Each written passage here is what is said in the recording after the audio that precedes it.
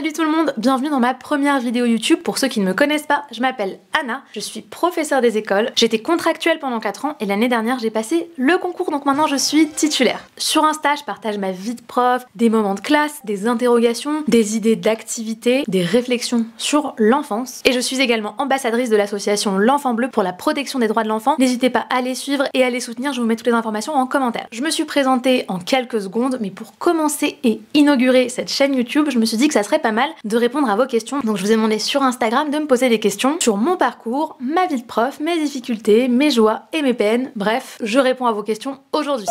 Avant de commencer, je pense que vous connaissez la chanson. Abonnez-vous à ma page, likez la vidéo et laissez un commentaire si ça vous a plu. C'est parti. Première question, quel est ton parcours? Comment es-tu devenu professeur des écoles? J'ai eu un bac ES et surtout un excellent prof d'éco qui a certainement planté la première graine de mon désir de devenir prof. Un enseignant qui avait une passion folle pour sa matière et pour la transmission. Et c'est lui qui m'a donné confiance dans mes capacités, notamment au moment de faire un choix pour mes études supérieures. Donc j'ai suivi des études de droit et d'économie en L1 et L2 à la Toulouse School of Economics. Et ensuite j'ai fait une L3 de droit et sciences politiques que j'ai obtenue à la fac de Toulouse UT1. Après cette licence, je suis partie voyager parce qu'en fait ça faisait déjà plusieurs années que mon rêve c'était de faire le tour du monde. Je ne savais pas encore si c'était possible de voyager seule quand on était une fille, en sac à dos. Et puis j'ai découvert sur YouTube d'ailleurs Alex Viseo, je ne sais pas si vous voyez qui c'est. C'est à travers ces vidéos que j'ai eu vraiment envie de me lancer moi-même dans un tour du monde. Donc j'ai pris mon sac à dos et je suis partie voyager pendant 9 mois.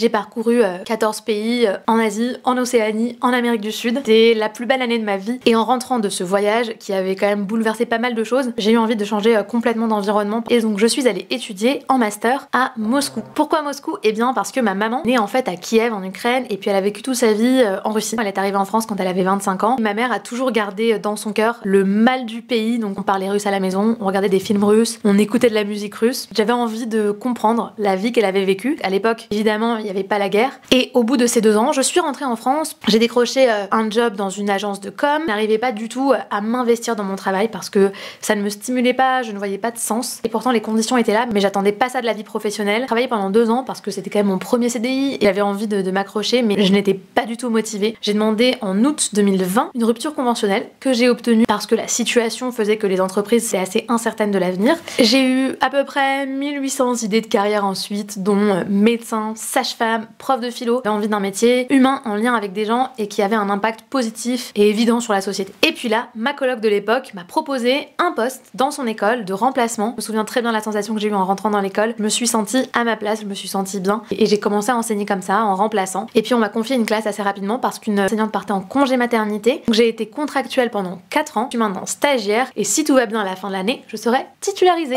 J'adore cette question, comment se sentir légitime? Pour moi, la légitimité, c'est un mélange de réel et de fiction. Elle s'acquiert à travers des étapes concrètes, objectives, par exemple passer le concours, devenir titulaire, travailler depuis tant d'années, être maître formateur, mais elle s'acquiert aussi pour moi par une forme de posture. On peut ne jamais se sentir légitime quand bien même le réel nous montre que on a tous les atouts pour l'être. On peut avoir beaucoup de diplômes, beaucoup d'expérience et pourtant ne pas sentir cette légitimité-là au fond de soi. Moi, en tant que contractuelle, je me sentais tout à fait légitime de partager ma vie de prof parce que je ne donnais pas de marche à suivre, je n'imposais pas aux gens ma vision des choses. Après, c'est normal de pas se sentir légitime complètement au début. Moi, il y a plein de choses sur lesquelles je me sens pas du tout légitime et c'est pour ça qu'il y a plein de conseils que je donne pas, il y a des sujets que je n'aborde pas parce que je ne me sens pas légitime d'en parler. Quelle est la matière que tu trouves la plus amusante à enseigner en ce moment? J'adore enseigner l'anglais, c'est très stimulant pour les enfants. Ils ont un a priori extrêmement positif sur l'anglais parce qu'ils ont envie d'apprendre une nouvelle langue. C'est génial parce qu'ils vont chanter beaucoup plus facilement, ils vont avoir confiance en eux, ça va les amuser, on va rire, il va y avoir des situations drôles qui vont se créer, des quiproquos avec la langue et j'adore ces moments. J'adore enseigner les arts visuels parce que j'ai un rituel que je trouve absolument génial où je fais découvrir aux enfants des œuvres mais par petits morceaux et où ils doivent deviner pendant toute la première partie du cours à quoi va ressembler l'œuvre dans sa totalité et c'est un moment qui leur plaît énormément. Évidemment, je dirais la lecture a une place extrêmement importante dans ma classe et notamment la lecture offerte. Je lis beaucoup aux enfants parce que je suis persuadée pour le coup que c'est en leur lisant, en offrant des moments de lecture qu'on crée de grands lecteurs lecteur. C'est le livre de Daniel Pennac, Comme un roman, qui m'a complètement bouleversée et qui m'a permis de comprendre en fait que la lecture, elle doit venir d'un désir et d'un élan de curiosité de la part du lecteur, et que imposer la lecture, ça a peu de chances de créer des véritables lecteurs, c'est-à-dire des gens qui lisent par désir, par amour, par plaisir. Alors, je sais qu'il y a beaucoup de parents qui me suivent aussi, et donc j'ai reçu certaines questions de parents, notamment celle-ci: comment soutenir son enfant dans les apprentissages, l'aider pour les devoirs, etc. La première chose que je veux vous dire, chers parents, c'est que les devoirs écrits sont interdits depuis 1956 en France. Donc normalement, les professeurs à l'école élémentaire n'ont pas le droit de donner de devoirs écrits, c'est-à-dire par exemple des exercices écrits, etc. C'est important de le savoir parce que même certains enseignants n'en ont pas connaissance, et pourtant c'est une instruction officielle. Ensuite, pour les devoirs, le moment des devoirs, ça doit être un moment où votre enfant va vous apprendre des choses à vous, pouvoir vous montrer, vous faire découvrir ce qu'il apprend. Si vous arrivez à sortir de cette posture de vérification, je pense que ça peut vous aider dans la relation avec votre enfant au moment critique des devoirs. Ensuite, c'est toujours plus important que l'élève puisse se sentir en confiance et en sécurité. Donc encouragez toutes les choses qui sont positives chez vos enfants, soulignez leurs qualités, soulignez leurs forces, les choses que vous admirez chez eux, mais ne leur mentez pas. C'est pas parce qu'on a des qualités qu'on n'a pas d'axe d'amélioration, de choses à travailler. Je pense que je pourrais faire une vidéo en entier sur l'accompagnement des enfants pendant les devoirs. Si ça vous intéresse, dites-le moi en commentaire. Disclaimer, je ne suis pas maman, donc les seuls conseils que je peux vous donner, c'est avec mon regard de professeur des écoles, évidemment.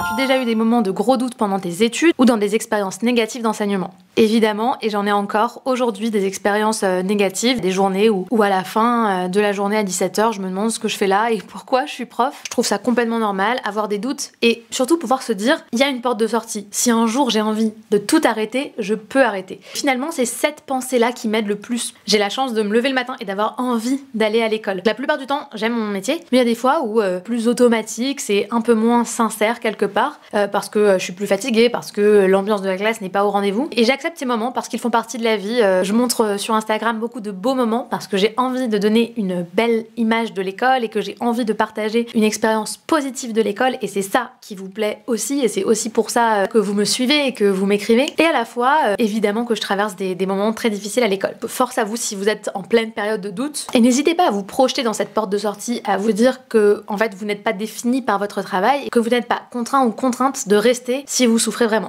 Quid de la discipline? Je parlerai plutôt de l'autorité. C'est un mot qui me dérangeait beaucoup avant, et puis je suis intervenue à la journée prof en scène qu'avait organisée Canopée, et l'après-midi démarrait par la conférence d'une chercheuse en sciences de l'éducation justement qui parlait de l'autorité en classe. Et ce qu'elle disait autour de l'autorité, c'était que pour que le professeur puisse avoir de l'autorité sur ses élèves, il faut que les élèves lui fassent confiance et donc quelque part acceptent l'autorité qu'il avait sur eux. Évidemment, je ne peux pas résumer une thèse sur l'autorité en 2 minutes, mais voilà ce que moi j'en ai compris et ce qui me sert dans ma vie de prof, c'est de me dire que si je veux que les enfants m'écoutent et acceptent de respecter ma parole, de respecter mes décisions, eh bien il faut qu'ils aient une totale confiance dans mes intentions. Ils sachent que mes intentions vis-à-vis d'eux sont bonnes et que les décisions que je prends, je ne les prends pas pour simplement décider, mais je les prends pour de bonnes raisons. Soit parce qu'elles vont bénéficier à l'ensemble de la classe, soit parce qu'elles vont bénéficier à un élève en difficulté qui en a vraiment besoin, soit parce qu'elles vont bénéficier à l'ensemble de l'école par exemple. Je trouve que c'est une vision très juste de l'autorité parce que souvent quand on essaie de forcer, de crier, d'en faire des caisses, ça ne fonctionne pas. On ne peut pas berner les enfants. Donc si on prend une décision injuste qui a été prise simplement pour humilier, pour faire du mal, parce qu'on a été touché dans son ego par exemple, eh bien les enfants n'accepteront jamais cette autorité et trouveront toujours un moyen de la contourner, et c'est pour ça que l'autorité qu'on a dans sa classe, c'est vraiment un pacte qu'on fait avec ses élèves. Et au quotidien, j'ai d'autres astuces pour gérer par exemple le bruit dans la classe, pour éviter à tout prix de crier. Je demande le silence. Tu demandes le silence. Je demande le silence. Tu demandes le silence. Eh ben, comment t'es venue l'idée de chanter les leçons? Parce que pour ceux qui ne le savent pas, je chante énormément en classe, et notamment je chante les tables de multiplication, les leçons, toutes les choses que les élèves doivent retenir par cœur. J'adore chanter, je suis fille de musiciens, dans ma famille on chante beaucoup.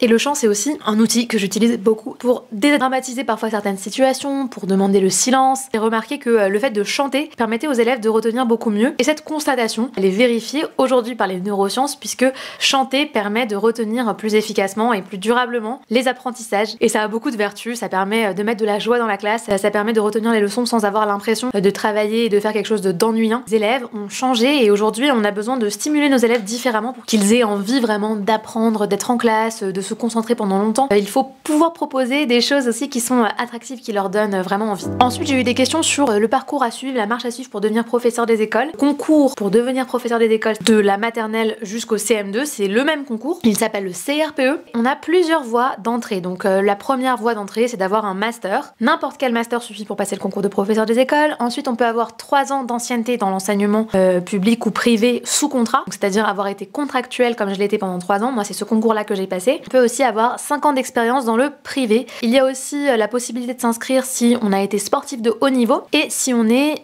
parent de 3 enfants. Les conditions du concours devaient changer cette année. Le concours devait être ouvert aux personnes qui ont une licence. Ça n'a pas été le cas finalement, mais d'après ce que j'ai compris, ça sera le cas l'année prochaine. Donc si jamais vous avez une licence et que vous avez envie de passer le concours, je vous conseille d'être très attentif. Et à la fois, je trouve que enseigner quand on a vraiment la vingtaine, c'est un vrai défi. Je sais pas si j'aurais été capable de gérer une classe aussi bien à 21 ans, de gérer mes émotions, parce que ça demande quand même un self-control assez important. Si quelqu'un avait super envie de devenir professeur des écoles après sa licence, je lui conseillerais quand même au moins d'avoir des expériences en classe, de voir si c'est un métier qui peut fonctionner avec le caractère de la personne et la maturité de la personne, parce que c'est vrai qu'il y a aussi des gens à 21 ans qui sont extrêmement matures émotionnellement et qui peuvent tout à fait tenir cette grande responsabilité. Comment gères-tu la relation avec les parents? J'ai des bonnes relations avec les parents. J'ai noué des liens avec les parents de ma première classe notamment, parce que j'ai suivi mes élèves pendant 2 ans. Et l'année dernière aussi, en fait, j'ai toujours eu ce cas de figure où j'avais des élèves dans une classe et puis je les suivais l'année d'après. Donc c'était vraiment exceptionnel de pouvoir suivre les enfants pendant 2 ans et de voir leur évolution et vraiment les accompagner. J'ai globalement de très bonnes relations avec les parents. Après, évidemment, il peut y avoir parfois des malentendus, certaines tensions qui se créent. J'essaye toujours d'être ouverte à l'écoute, de faire passer les messages que j'ai envie de faire passer de la meilleure manière possible. Je sais que certains parents me suivent,